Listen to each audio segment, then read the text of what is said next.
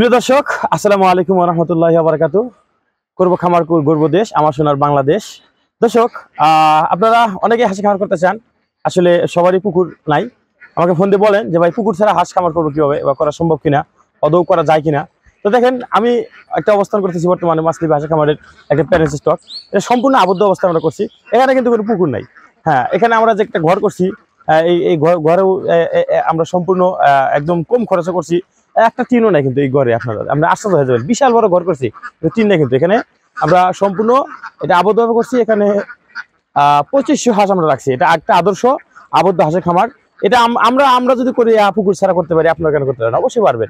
এটা আমরা যে অনেক জিজ্ঞাসা করেন যে আমরা যে এত পরিমাণ বাচ্চা আমরা সেল দিতেছি, আলহামদুলিল্লাহ। তো এই বাচ্চাগুলো ডিম কোথায় পাই, ডিম কোথা থেকে সংগ্রহ করি? এই ডিমগুলো কিন্তু সংগ্রহ করি আজ আমাদের এরকম শেড আছে বিভিন্ন জায়গায়। এই শেডগুলো থেকে আমরা এই যে ডিম প্যারেন্টস থেকে ডিম সংগ্রহ করি, এগুলো থেকে আমরা নিজেরাই নিজেদের হ্যাচিং করি এবং নিজেরাই এই বাচ্চাগুলো সারা বাংলাদেশে পাঠিয়ে থাকি।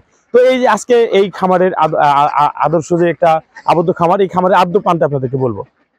তো যাই হোক, এখানে আমরা 2500 হাঁস রাখছি। এখন আমরা কেন আবদ্ধভাবে করলাম? এখানে আশেপাশে কিন্তু বিলও আছে। তো এই বিলে না নিয়ে এই হাঁসগুলো কেন আবদ্ধ রাখতেছি? আবদ্ধ হাঁস খামার করার কয়েকটা সুবিধাজনক কিছু দিক আছে।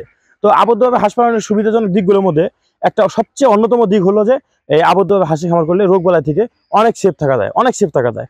কারণ হচ্ছে যে যখন আমি এই খোলা মাঠের মধ্যে যখন হাঁস খামার করতে যাব, খোলা মাঠে হাঁস খামার বিভিন্ন জায়গায় বিল বাওয়ারে নিয়ে গেলে দেখা যায় হয় কি, ওই পরিবেশটা জীবাণুমুক্ত থাকে না, সেফ থাকে না।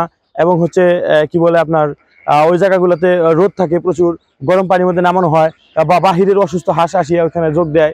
এই হাঁসগুলোর সাথে আমরা রাখতে পারি না, অনেক প্রজনন ঘটায় ফেলে অন্যের হাঁস আসিয়া, যেগুলো ভ্যাকসিন করা থাকে না।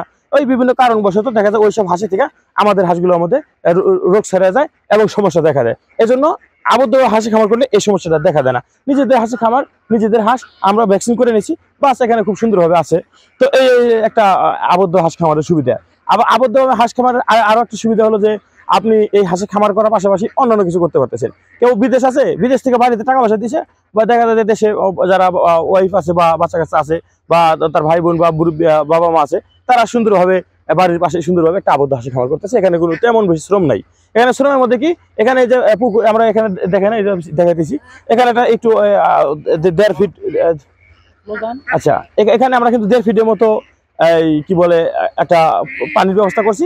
এখানে হাঁস গোসল করে নামে পানির মধ্যে, এবং এখানে তারা প্রজনন ঘটানোর যে প্রয়োজনটা হয় সেটা কিন্তু এখানেই ঘটায় ওরা। আমি দেখাইতেছি পানিটা।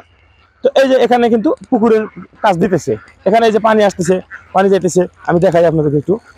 এই যে দেখেন, এই যে দেখেন, এই যে দেখেন, এটা একটা মোটর সিস্টেম করে দিচ্ছি, দেখেন। হ্যাঁ, এখানে কিন্তু এই যে এই মোটর সিস্টেম করে দিচ্ছি, এখানে পানি আসতেছে।